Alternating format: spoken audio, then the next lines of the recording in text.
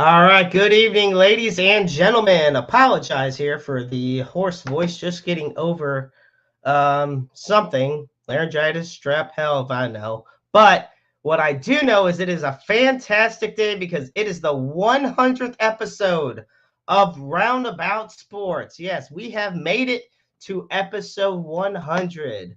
I am the maestro, Jeremy Carp, and it is August 21st, 2024. It is a hot day here in St. Louis, I'll tell you that much. Unfortunately, the Cardinals have been anything but hot. Now, before we get started, I want to first thank my upcoming guest on tonight's show, Andy Heckroth, as well as Dan Buffa, who will be on later on in the second portion of our show. Of course, you can follow us on Facebook, on YouTube, and as well on Twitch. We also can be found on Spotify, iTunes, iHeartRadio, Amazon Music, Pocket Casts, and more. We are brought to you by Filthy Games Room, located at 3479 Newtown Boulevard in St. Charles, Missouri. And also, I want it to be known, and we're going to do this, we're going to start this one early, and we're going to say it again later on in the show, folks, but we are big mental health advocates here on the show. I'm a big mental health awareness advocate. So for that, you can call the NAMI helpline at 1-800-950-NAMI. That is 1-800-950-NAMI. That is the National Alliance on Mental Illness. They're the nation's largest grassroots mental health organization dedicated to building better lives for those who struggle. And you can also call the Suicide and Crisis Lifeline. And for that, you dial 988, open 24/7, 365, 366 on leap years. Understand that you are never alone in this world. Once again, I want to thank everybody so much. This has been a hell of a journey. I do also want to promote a book from a dear friend of mine, Ed Wheatley, St. Louis Sports Memories, Forgotten Teams and Memories from America's Best Sports Town. Find it on bookstores, shelves, everywhere. With all of that said, we are going to kick it off. I was going to have Hollywood James Knox on with me tonight. I was also going to have Babs on with me tonight.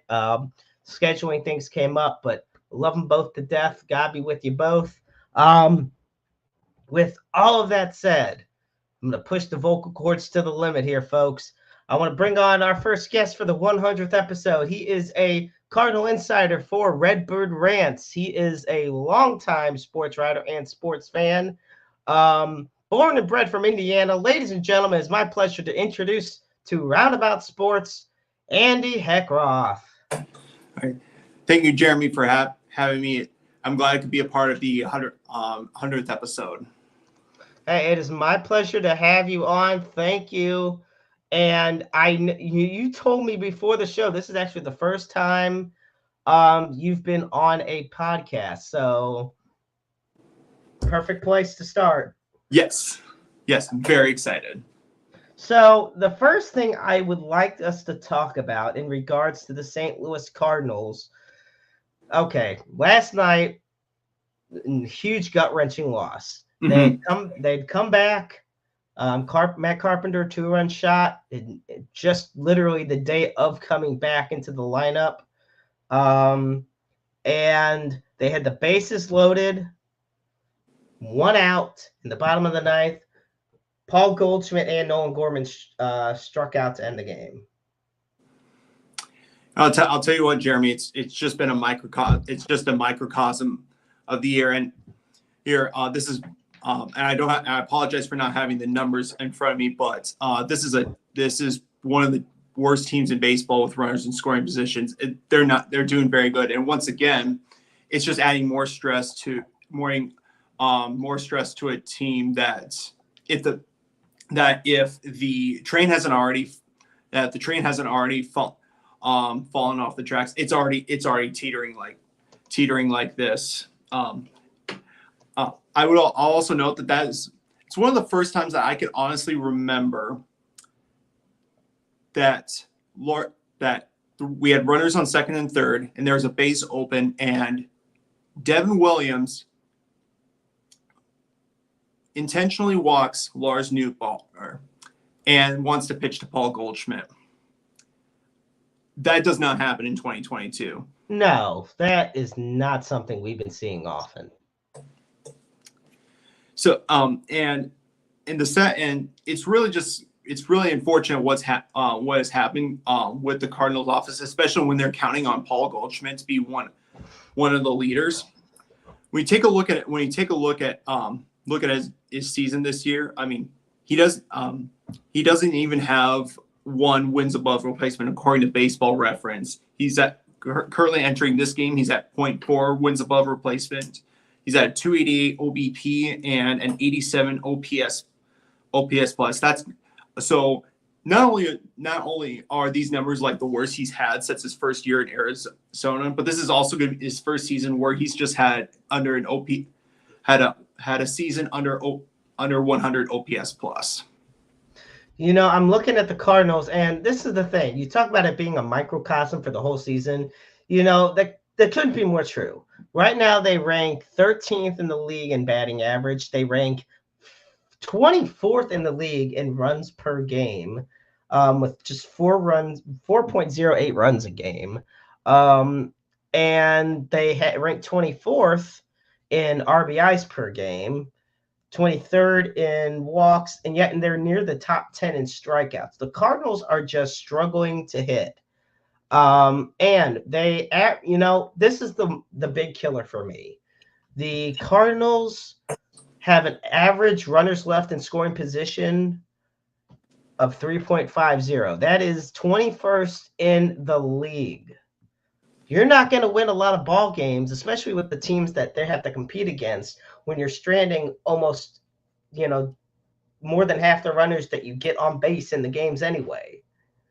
You're exactly right. Not only that, that also puts a lot of pressure on the pitching staff that, while is not bad, it's not enough. It's simply not enough. That's putting stress on pitchers like Sonny Gray, who I really liked when we really signed. He's been struggling. Miles Michaelis. Let's not go down there. The one guy that has impressed me has been Palante.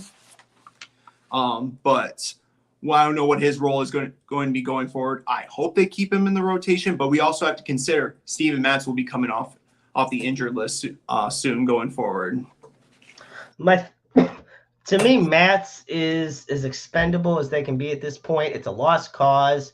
The contract was terrible. It's just not panning out. I look at the pitching situation. They're 20th in ERA. They are, you want to talk about, they're 26th in strikeouts per 9 innings. They're 25th in hits per 9 innings. I will say the only 2 bright sides of the Cardinals are that it comes to their fielding. Believe it or not, they rank 2nd in double plays turned per game, and they rank 4th in the league in errors committed. So as far as least amount of errors committed. You have an exceptional fielding team. The problem with the Cardinals right now is that, like you said, Andy, you have a team that can't hit, or if they do, it's not consistent enough. So what happens? You have a pitching staff that is chock full of veterans, and what ends up happening is it gets burnt out. You can't expect the 37, 38-year-olds consistently going out there getting those quality starts. They're there to eat as many innings as they can, but then you have the bullpen games where you got your Palantes, your Liberators, your Ramirez. You got these guys going in there to try to chalk out a few innings.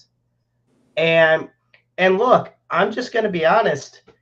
Eric Letty's not been fantastic with the Cardinals so far either. He's been very underwhelming. And it may come off as harsh, but when you really think about it, it's August 21st. The Cardinals, they had a record low start. It was an atrocious start to the season, first month and a half. Summer hits, they start coming back. Then they get over 500. Okay, holy crap. All of a sudden, they're in the wild card spot. Now they're way back down again. And this isn't one of those things where they are just 2 or 3 games out. right now, excuse me, you look at the wild card standings. The St. Louis Cardinals are currently 6 games back of the Atlanta Braves for the third wild card spot. And the Braves are 67 and 58. The Cardinals are 61 and 64. Something's got to give. Yeah. No, I should note, and the thing is with that Atlanta team, what they're doing is actually very impressive considering the injuries that they've had. Austin Riley just went on the IL. Acuna's been out for a while. What they're doing is impressive. So, but with regard to the Cardinals, it's just another inconsistent season, and honestly, I'm concerned that it's not going to get better. If they're going to make a playoff, if this team is going to make a playoff push, it's more likely going to happen in September than it is right now. The next 14, 15 games are going to be against teams with over 70 wins. Obviously, they're playing the Brewers right now. And then after that, our good friend Mike Schultz is coming back with San Diego. That has done very well. He'll be a candidate for the manager of the year again. The Cardinals also go out to Minnesota. They'll have a series in Yankee Stadium and then finish with the Brewers again. So I'm looking at this. I'm like, this isn't going to happen unless they do what they did in 2021. They go on the winning streak. The winning streak is probably not going to happen considering the talent that St. Louis is going to face. But when it gets into September, they'll have a series against Cincinnati. They'll be at Toronto, and Toronto's not doing well this year. And then they'll have a 4-game series at Busch Stadium against Pittsburgh. And who knows if Paul Skeens is going to be shut down for the year? How that team's going to go? But right now, if they can put themselves, if they're in this position, if they're still in this position going into September, it's going to be up to the dice. They can't keep losing. They can't keep dropping games, even though the schedule is very tough. Excuse me. It is a very tough schedule that they seem to have ahead of them. And, it's another thing, I look at who's ahead of the Cardinals. You got the Padres, Diamondbacks, and Braves. They are the top 3. They are the 3 wild card teams. Okay. You got the Mets, Giants, and Cubs all above the Cardinals, all of whom, and you were saying this before the show, Cubs have been playing good baseball lately. Mm-hmm. They went from looking like they were going to be out of the picture for the season to really picking things up. Obviously, they've surpassed the Cardinals in the Central standings as well. Yep, they're in a game. Right now, the Cardinals, when your only shot is the wild card, it's concerning because right now the Cardinals are literally 12 games out from the Brewers. Inexcusable. That's the way I see it. It's just it's really quite inexcusable. The fact that they're this far down on a year that we were told that the goal is to make the playoffs. Right. And now we're starting to see the team from 2023 last year that had the losing record. If you look at the Pythagorean wins and losses, I believe it's about 55 and 70. We're seeing more of that. We're seeing more of that team than we are the team that when they finished Mother's Day and they went on the run. We're on those days gone. We're starting to see some of the 2023 team. And I wanted to, go back to the comment that the good doctor, Jeremy Housewright, mentioned. And this is the thing. One of the big sum it all up type moves of this season. And I want to get into this right now because it's something that low-key does kind of piss me off from the standpoint of a Cardinal fan. Jordan Walker, generational talent. Haven't seen anybody like him in a long time. Fantastic rookie season. Last week when you and I talked, they had just called Jordan Walker back, or they had just called, they just called him back up. Yep. From Memphis. Matt Carpenter won on the IL. Now, yesterday, Carpenter's back from the IL. Brandon Crawford gets released. And what happens? Jordan Walker gets sent down again. What in the actual hell? And you know what? This is the thing. Most basically was saying the reason is because if there's a 22-year-old on my team, he's going to play all the time. Mm-hmm. Okay, then why are you not giving him that shot? If he was thriving down in Memphis, he finally played AAA ball, and he was finally finding his groove. You send him, and look, having Luke and Baker up here is, an interesting sign, a breath of fresh air to see, because he's been tearing it up down in the minors as well. But Jordan Walker and Mason Wynn are supposed to be a 1-2 punch in that lineup. Mm-hmm. And when you keep sending up and calling down Jordan Walker, as a 22-year-old, it could damage your confidence. And on top of that, the fans begin to lose faith in you as a judge of who should be on the main roster. Look, I'm going to be honest here. Not a whole lot of people are going to miss Brandon Crawford as far as being a Cardinals concerned. Great guy, nothing personal, but it was just another one of the questionable decisions they made in the offseason. Now, we get back to Jordan Walker. It's like, okay, why send him back down again? What is this going to solve? If you think the Cardinals are supposed to make the playoffs and you want to prime them for a playoff run, then why aren't you letting one of your star young players be a part of that?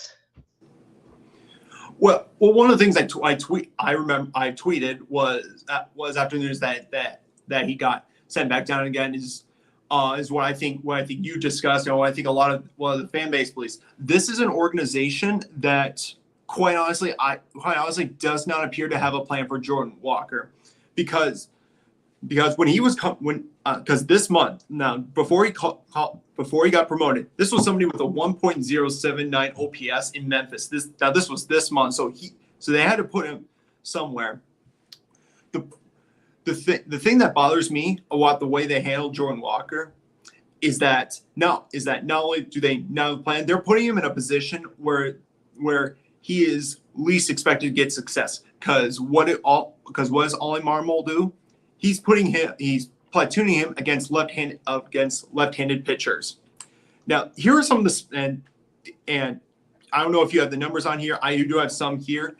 And I know Walker has more plate appearances against right-handed pitchers, but there's enough of the sample size to back up that this guy does not do well against left-handers. So in 151 plate appearances, Jordan Walker has hit 196. He's on base his on base percentage of 285 and a slugging percentage of 331. That's against left-handed pitchers. And so not only are you bringing up this prospect who I should know is being compared to Albert Pujols and Oscar Taveras, God rest his soul. You're not building his confidence, moving him up and down. You're doing the same. I mean, look what they're doing with Zach Thompson, because how they moved him down. They haven't developed. They're not developing him very well. And when they only brought him up there to platoon. That's what it does. There's no plan. At least not right now on the surface as it is.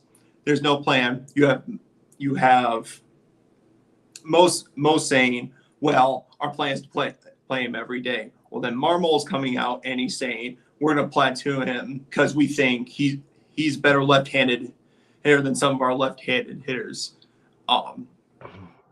What is it? I mean, there is a disconnect there, and something's got to change within the minor leagues and the way they're communicating the offense, because right now what we're doing, it's not working. You know what? I wanted to also point to something that was brought up by the good doctor, Jeremy Housewright. And this was something that, I found out last night as well. Last night's game, the heartbreaking, gut-wrenching one, lowest paid attendance for a Cardinal game at Busch Stadium 3, excluding the pandemic, 30,000. Now, there were not 30,000. There were not. There wasn't even 30,000. That's the best part. There was not 30,000. I went to the game. I went to a Cardinal game a while back with the Cardinal Cowboy. There might have been just a couple thousand fans there, but they announced 35,000 fans. Obviously, they only do paid attendance. Meanwhile, we go west in Missouri, and the 70 and 56 Kansas City Royals, who are in a wild card spot, are over here actually tearing things up. Bobby Witt Jr. is an MVP candidate, and Kauffman Stadium can't even draw 20,000 fans. Well, I can't attest for what Royals to the Kansas City Royals fans, but that team needs to start selling more. Not only do they have Bobby Witt, who is a superstar, they've improved their pitching rotation. You look guys like Cole Reagans, Seth Lugo, former friend Michael Watt.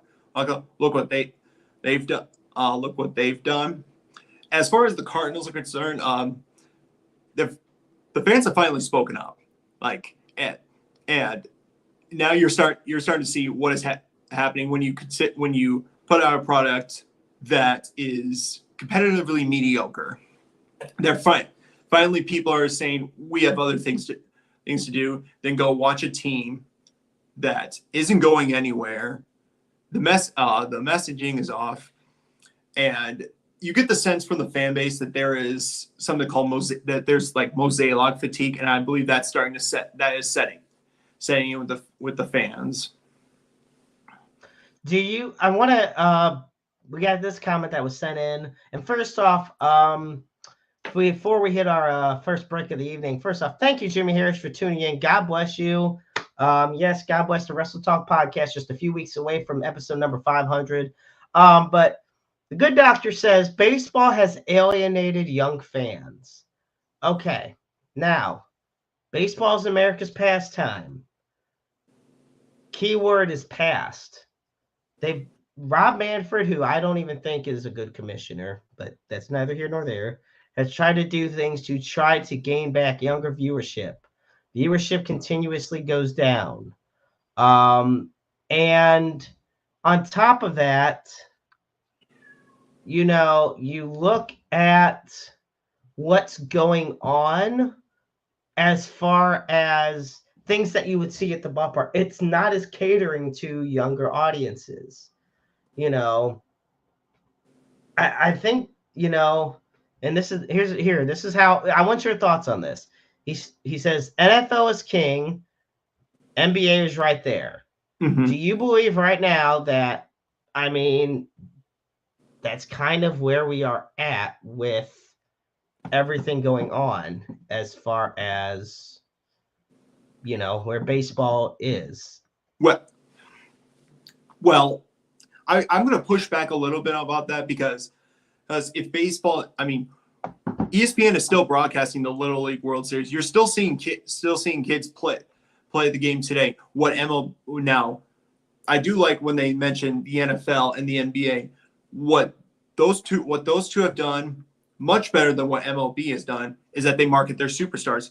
Look at how many State Farm commercials Patrick Mahomes. You can't say Patrick Mahomes is in.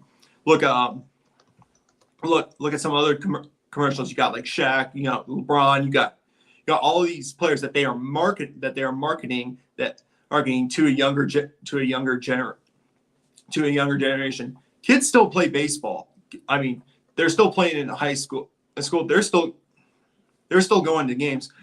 What I believe they need to do much better. Mark more. You've got the talent. You got young players. It doesn't just have. You got guys like Julio Rodriguez, one of who's exciting. Ronald Acuna, obviously he's hurt. You got to market him. There's so many players that are exciting in today's game, and they're not doing much of it.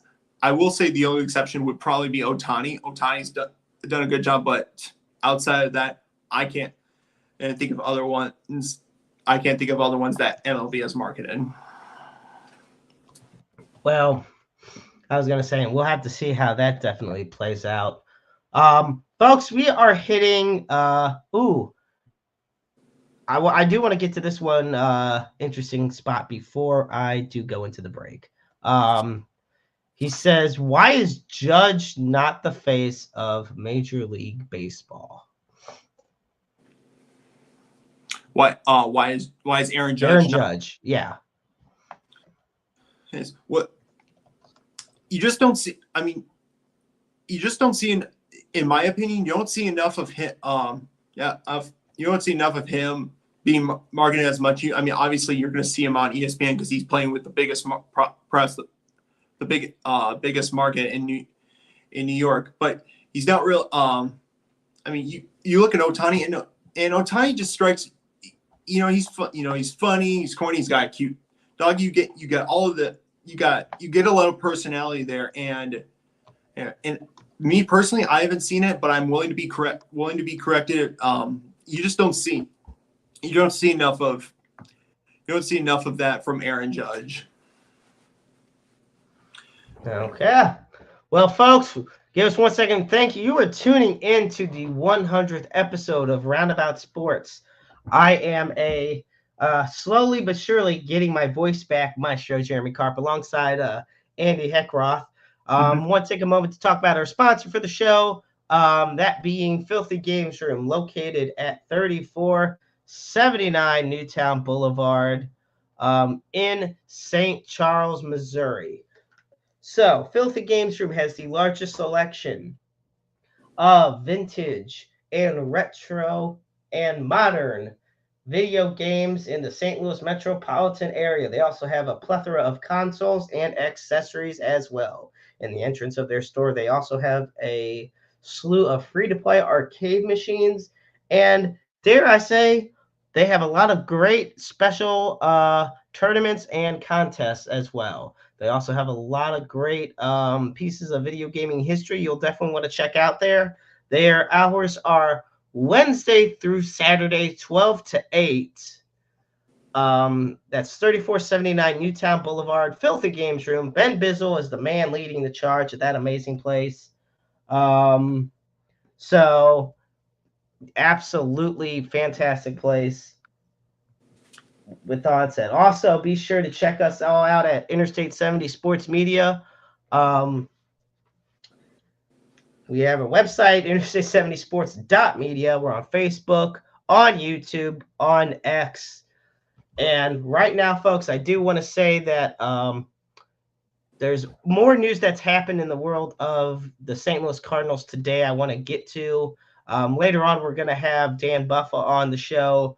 But right now, I wanted to bring this up to you, Andy. What are your thoughts on Nolan Gorman being sent down?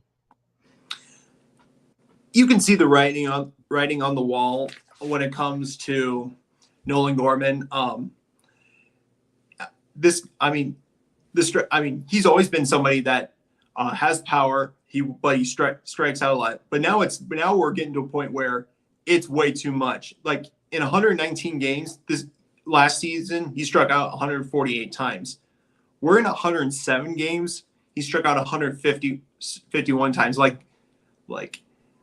So there's clearly a mechanical problem with this swing, or maybe something with his confidence. Something isn't working with Gorman. So I could understand them moving down to Memphis. The problem I have, and correct me, I might have missed something or whatnot, is that if Gorman, who probably could have went down to Memphis earlier in the season, if he's not doing all, why not bring up Thomas Sajaci and bring him onto the 40 man? Because Thomas because Thomas Sajasi, he has over 300 OBP in Memphis through 17 games through this month, and has an 843 OPS. But in the last 5 games, he's had four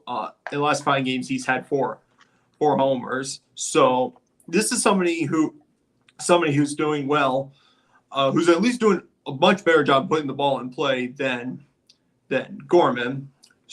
So I want to know, why did this team, if they were not going to have Brandon Crawford, who they DFA'd, and Nolan Gorman's struggling, so why not send Gorman down Sunday, DFA Crawford, and then bring up Sajasi then, because now we have Jose Fermin, and he's respectable utility player, and Sajasi might be a utility player, but like Sajasi's one of your top minor league players. He can help you and can at least put the ball in play a lot more than what we've seen from Gorman. Nolan Gorman, his power is still the same as it was last year. However, his strikeout rate has gone up from 31% to 37%. That is a huge cause for concern, and I think that's a big reason why, in addition to wanting to give the shot to some other folks, they decided to send down Gorman. Like I said earlier, the strikeout rate is just way too high. And it's something they definitely need to work on. I should also note that Gorman, I believe, is still at 17 home runs. I believe Burleson is still the top leader in home runs on the team. Gorman, for all the strikeouts that he's had, is still like your second leading home run. To me, that's a testament of how bad this offense has been, and why people, certainly my friends over on Redbird Brands have inquired about the status of Turner Ward as the hitting coach. So right now, Mason Wynn has 11 home runs. Arenado has 13. Contreras has 15. Gorman and Gouldy are tied for 19, and then Burleson leads with 21. That said, out of all of those guys that have more than 10 home runs, only 2 of them have an average higher than 270. That's Mason Wynn and Alec Burleson. Burleson has 277, Wynn has 275. We go to Gorman. Gorman actually has the lowest of them all with the 203 average. And that's another big problem that St. Louis is facing right now. Yeah, and not only the low average, but the 271 OBP. He has an OPS under 100 at 85. Yeah, that the whole popcorn diet thing that he did, it's not working. So right now it's just another. What I'm worried with Gorman is it's another young, talented hitter that the Cardinals are messing up. We've seen, and I'm worried about it with Gorman. Certainly worried about it with Walker. Are these two going to be Are they going to be the next in a long line of hitters that have left? Are they going to join your Rosarenas, the Garcias? I mean, Dylan Carlson's hit some home runs. I got an interesting one for you. Gorman struck out 151 times so far. Right. Now, I'm going to go back to a former Cardinal who was renowned for being a strikeout king, Mark Reynolds. Mark Reynolds struck out only 121 times in 2015 in his only year in St. Louis. Mm-hmm. Now, come on. The thing with Mark Reynolds is that, like, Mark Mark Reynolds could make up for the strikeouts because he had a 40 home run season with Arizona. No, no, you're not. I mean, you're not seeing Gorman hitting 40 home runs this year. Right.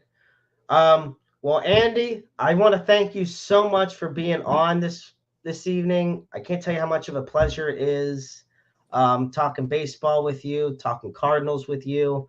I know Mm-hmm. you told me how much it meant to be on this year, like you said, your first podcast.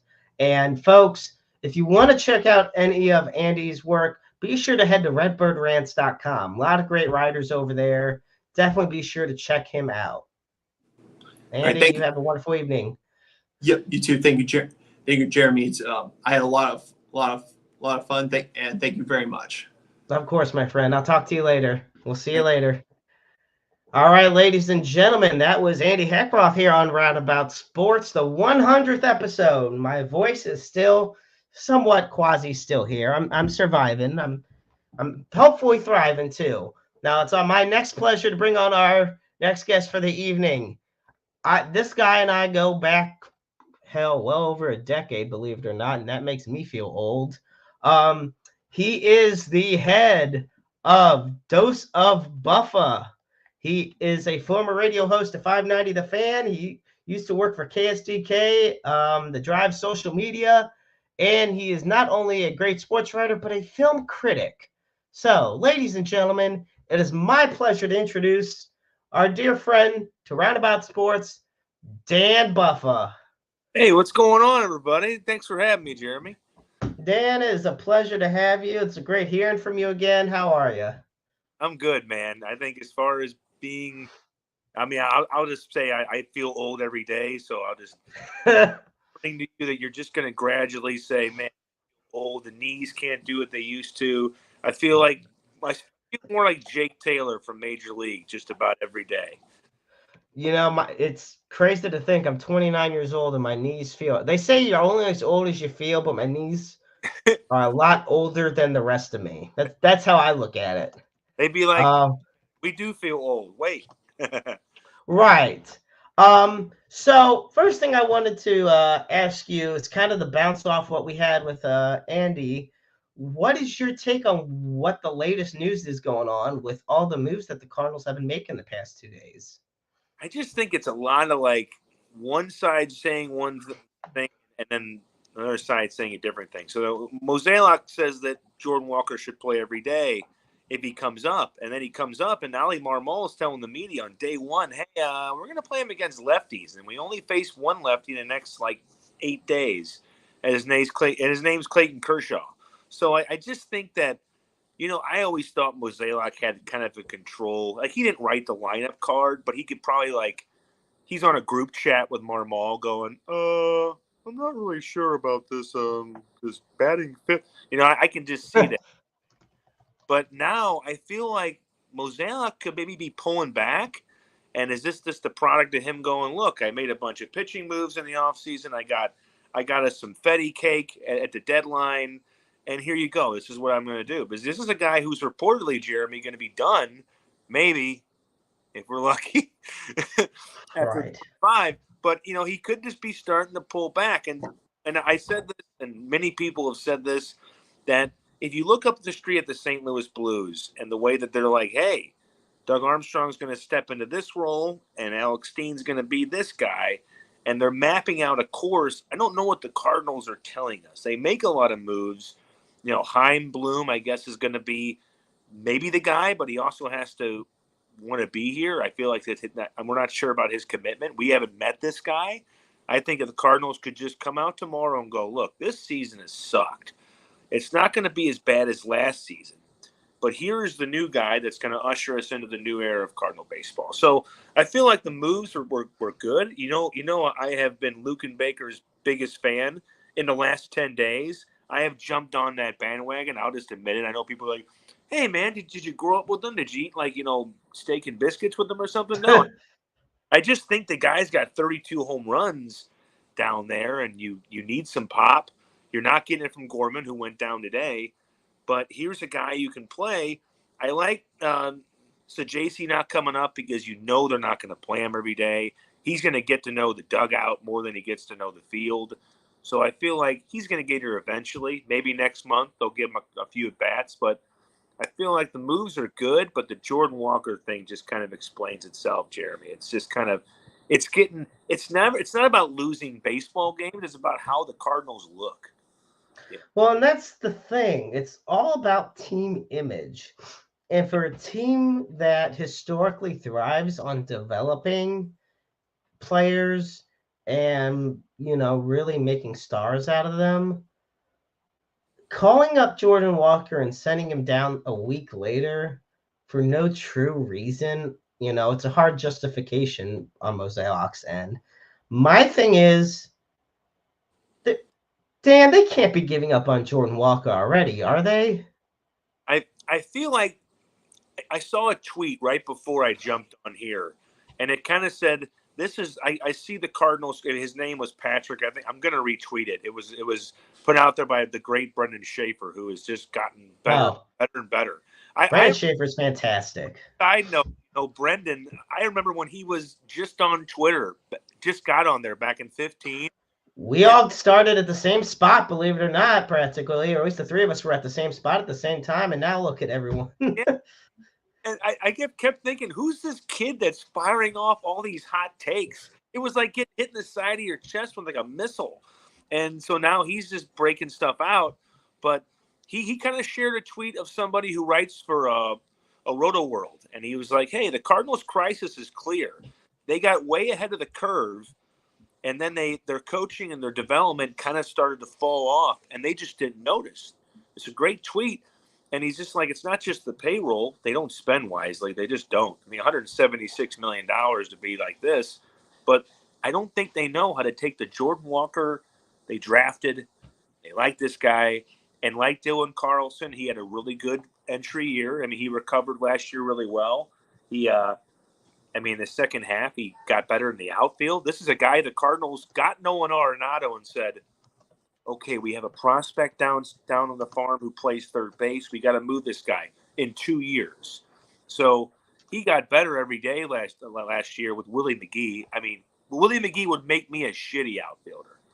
Pardon my French. But, I mean, he made Jordan Walker so much better. And then this year started rough, and they sent him down on the same day, April 23rd. They sent him down the same day. They call him up in August, and then they're like, hey, we're glad to have you.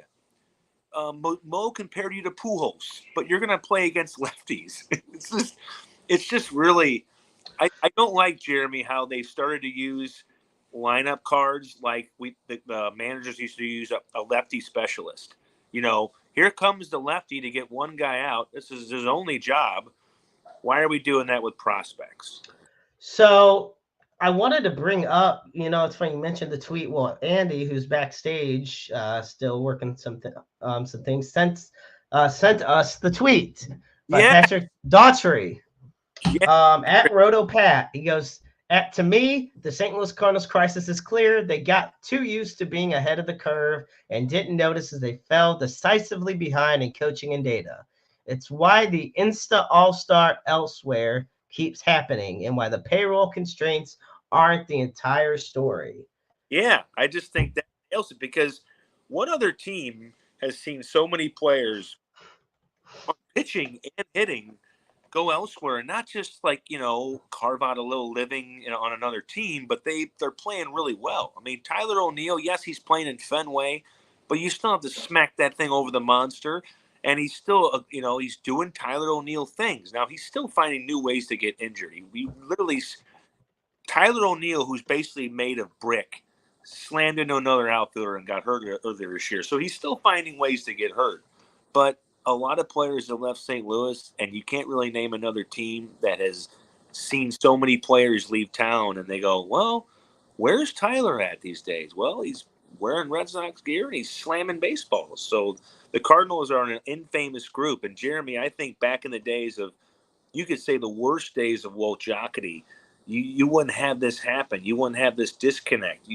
I know when La Russa retired that we were never going to get that kind of partnership again, but it felt like Wyatt Earp and Doc Holliday and Walt Jocketty and Tony La Russa. It just felt like they were kind of they didn't like the moves they had to make, and I think they understood. Maybe La Russa wanted to be GM and Jocketty wanted to be manager sometimes, but I do think that we had something, and slowly but surely that slipped away. And let's just skip it back to, Mike Schilt being let go, because I think, unlike a lot of managers since La Russa, he's kind of slammed heads with the front office and said, this doesn't make sense. And they said, well, you can leave. And so I don't know, man. They have to I've said it before, they kind of have to hit the ignition switch, man, especially if this season continues to, of course, tonight, knowing my luck, they're going to win 15-5.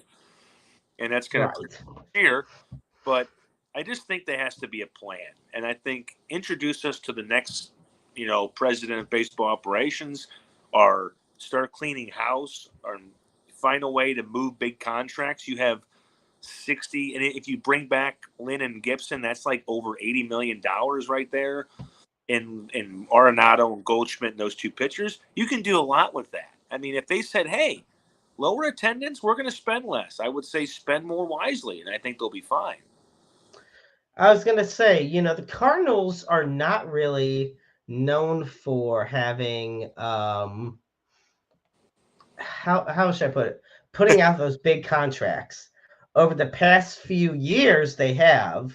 Yeah. And in multiple cases, it's backfired on them. Andy and I were talking about Steven Matz earlier on the show.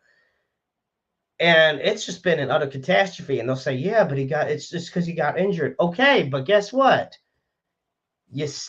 Injuries are part of the game. He's injury prone. Like, it's not just that it was a one-time thing. It happened multiple times. And then when he pitched, it wasn't that good.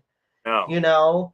And there comes a point where it starts to be more of an aggressive and more stressful, I'll be honest, a little bit more of a pissed off atmosphere in St. Louis around it, because, this is the thing. There's a difference between being spoiled and having high expectations. We're not out here asking for them to win 100 games every year, because I know that ain't going to happen. No. But we're asking to put a competitive ball club on that field. And I really question if John Mozeliak can do that on a consistent basis these days. Yeah. And it's something we've been questioning for years. I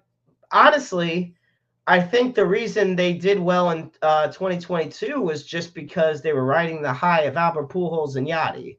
I think the leadership of them and Waino together, I think, just brought so much hype into, and it was a lot of remnants of the Mike Schilt teams. Yeah. Then you start putting together Ollie's teams. It's a whole domino. I can't just blame Ollie. No. I can't just blame Mo, but I can blame both. I can blame the DeWitts. I can place blame on every piece of the puzzle. I can even blame some of the players for not producing where they should, Yeah.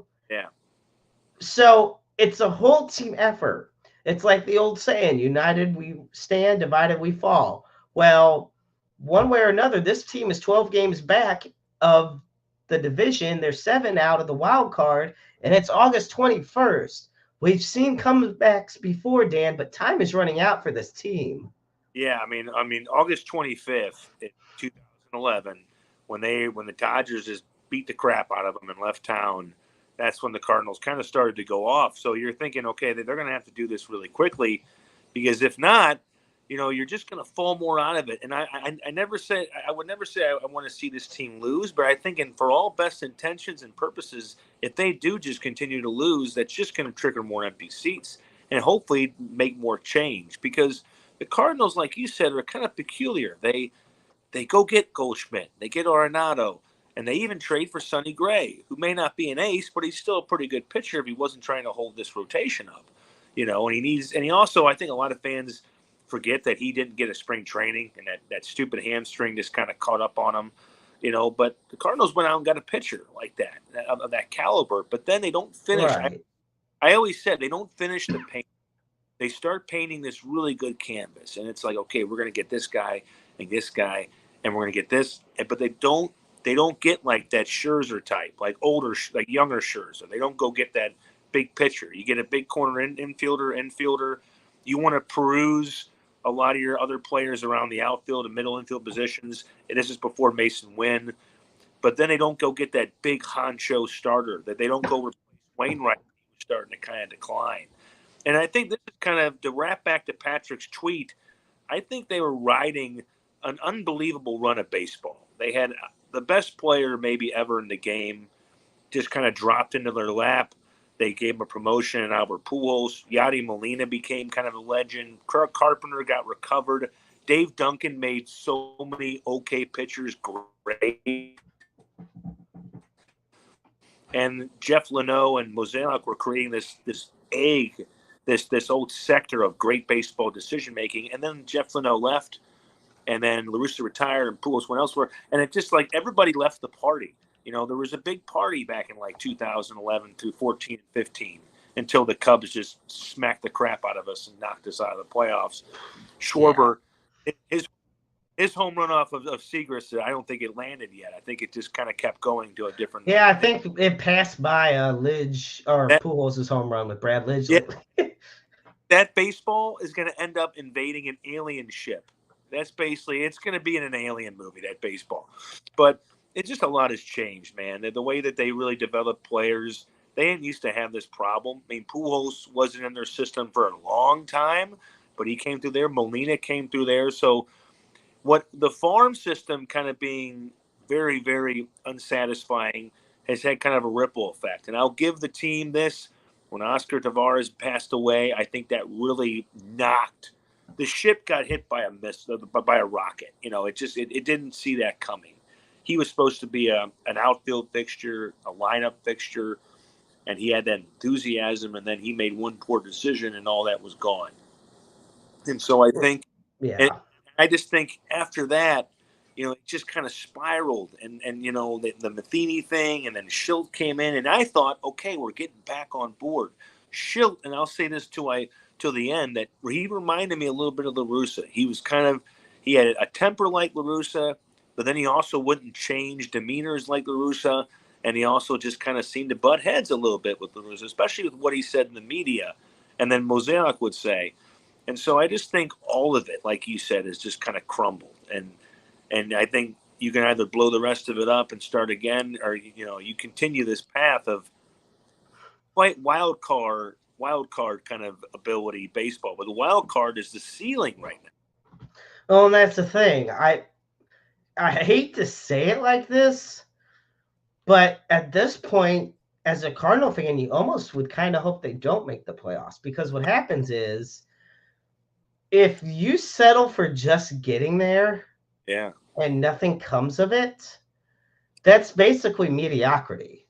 Yeah. And especially for a team that has the second most World Series titles in history, for the Cardinals, if you went back to 2004 when they won 105 games, and you said to that team, hey, the 2 World Series that you guys win, you'll win 83 games and 90 games in the regular season, and you'll sneak in both times. Yeah.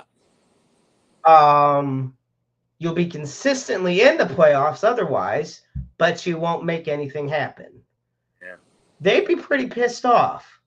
And I think that's the thing. We should not be happy if the Cardinals make the wild card. Like, I don't want to be like, oh, sweet, chalk up another playoff appearance, because that gives them more reason to be like, okay, well, nothing's needing to be changed because this team can compete. Yeah, we can even spend a little less.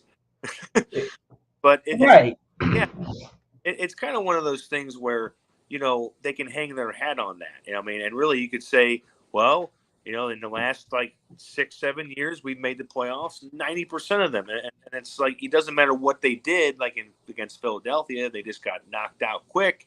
And then, in other years, it's just, I couldn't even remember what they did in 20 and 21. I had to look it up recently. I was like, what happened in those 2 years? But then I remember, the Reyes Dodgers pitch and home run. Oh, God. Oh, why did you remind me? I know, but I reminded myself, so I had to remind you too. You got to. Yeah, that is PTSD I do not need to relive. I won't.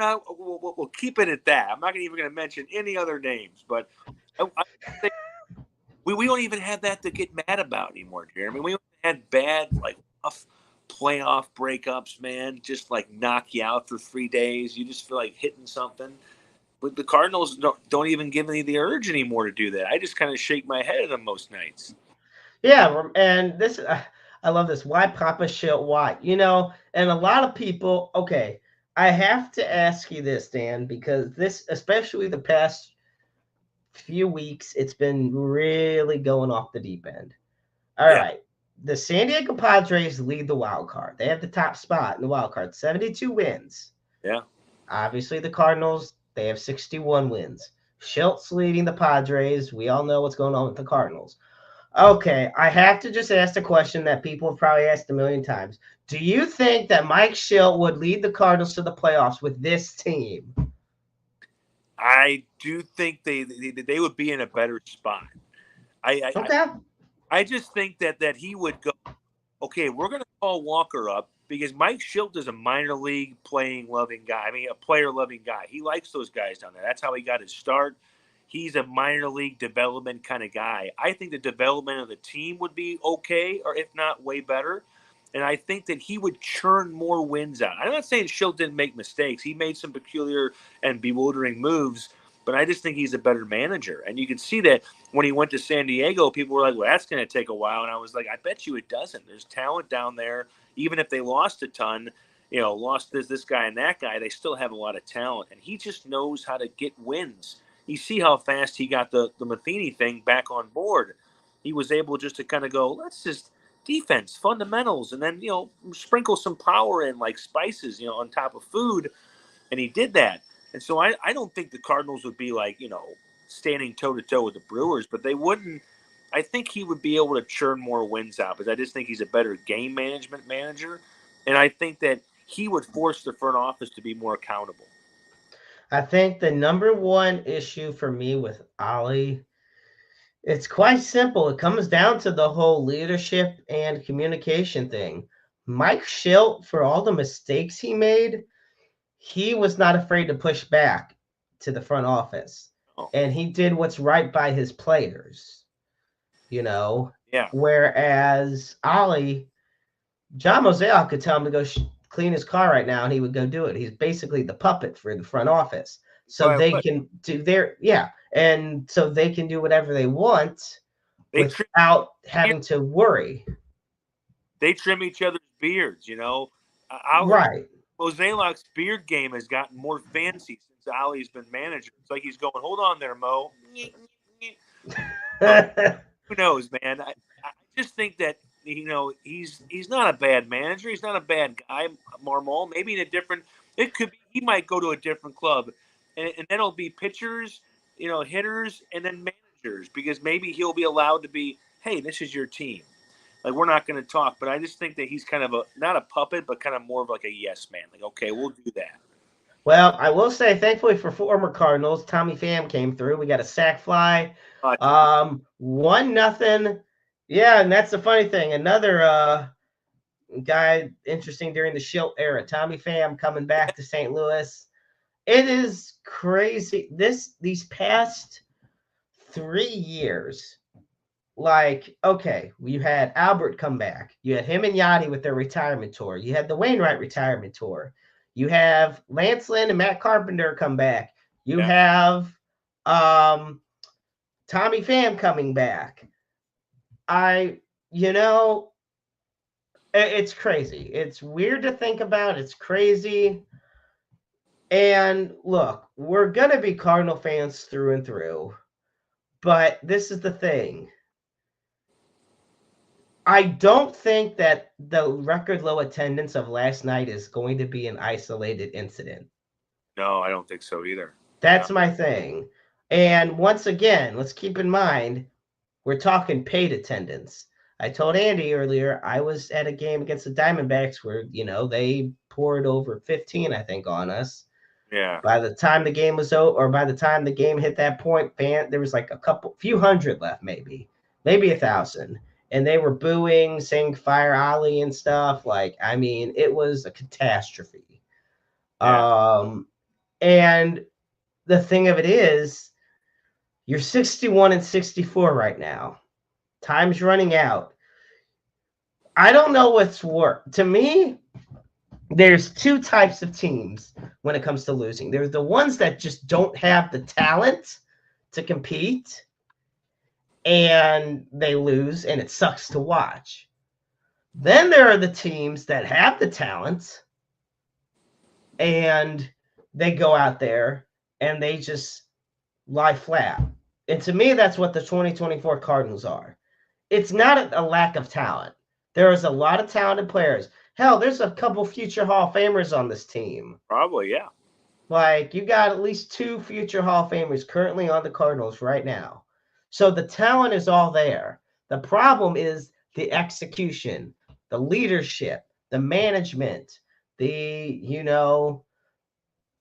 format, playing out the roster and everything. That's, to me, what it is. Yeah. I just think a lot of the players in this team, maybe half, I mean, they haven't given up, but there's just a style of their play that just looks like they're slumping their shoulders. I mean, St. Louis Rams fans will get a kick out of this. When Mark Bolger threw an interception, he looked like the world was going to end in like a few minutes. He just slump his shoulders and walk off the field like somebody just stole his Halloween candy. The Cardinals, most of the time, and I know they do their celebrations when they get doubles and they kind of do, but I just think it's a very ho-hum kind of atmosphere. And I think that just stems more from the management and the front office, and how there really isn't, the team doesn't have that identity that a lot of teams do, that definition of who they are. And I mean, Arenado and Goldschmidt are great players, and they had some solid years here. I mean, they finished in the top 5 together in MVP, but just seeing their quick collapses just shows you the Cardinals' uneven format of building a team. And now, players like Arenado are thinking, well, you kind of like held up your end of the bargain and got some players, but you really don't know how to develop young studs, because the Cardinals' idea of a roster always was like, get the big guys and then hope the little prospects turn younger players fill in those roles. Like, we invested in the infield, so then we're going to go ahead and let, a lot of our young guys take over the outfield spots. And we'll see if that works. And then Walker didn't have a great start. Arenado and Goldschmidt fell off a cliff. And then they're like, what do we do? And so, but speaking of all the ex-Cardinals coming back, I would bring back, if you wanted to, Pham on a very team-friendly deal next year, because if you have a lot of young guys, you're going to want a guy like Tommy Pham. He brings the energy. Yeah, and just kind of go, hey, when Thomas DeJacy gets here, or J.J. Weatherholt gets here, Tommy Pham's right over there going, hey, you better do things right, or I'm going to haunt your dreams. He'd just be like that older veteran player who can still play. I mean, he can still play the outfield, he can still slap the ball. It's ex-Cardinals that have accounted for all the Cardinals scoring the last 2 days. Carpenter hit the home run, and now Pham's got the sac fly. So without these guys, it would be even worse, man. Absolutely. Well, Dan, first, I got to thank you so much for being on, my friend. I mean, hell, it's the 100th episode. This is fantastic. Yeah. I really hope you'll be on again, obviously, if you want to. But, man, I think we should just do one near the end of the year where we can really just rejoice in the garbage fire that we watch, or maybe something miraculous happens. Right. So before I let you go, before I wrap up this evening here, let all the folks know where they can find all your amazing work. Man, I will say that the Great Dose of Buffa is not retired, but it's kind of like one of those sites I just kind of go to and go, oh, you're still awake. I put a fresh post up. But the Substack blog is where I've been, I think, since the start of 22. It's just fun. It's just, it's another blog, but I think that they build a network and they get your stuff out there a little better. And it's better looking. It's like just moving into a new house. That's what being a writer is. You just go, oh, okay, I'll live here for a few years and build up a following. But everything's there. Buffa's Buffet. I think it's dailydoseofbuffa.substack.com. Because for some reason I put that URL out there, and now I have this ambition to write once a day. And when you have a full-time job, it's like, man, I need more time, Jeremy. I'm looking for more time. So as I do that, come read my blog, Buffa's Buffet. I absolutely will. Dan Buffa, ladies and gentlemen, here on Roundabout Sports. I'll talk to you later, my friend. All right, man. See ya. See you later. Folks, it's about that time. Now, Somehow my voice has survived. I don't know how, but it did. I was going to have Hollywood James Knox on tonight. He got busy with other things. He's such a busy man. God love him to death. Couldn't get far without him. Babs was going to be here tonight, but right before the show, power went out in her neighborhood. So this is so she's thankfully used what little phone power she has left to comment and keep track. I have had so many amazing guests on the show for the past 100 episodes. I've had former Cardinals players, Rams players. Bab says she's at 1% now. Well, go to your car and charge your phone or something. And I've been fortunate to do this. And one of the many things that keeps me going in life. It can be very stressful. 100 episodes, I never thought I would get to a show like this where I would do 100 episodes, but I did.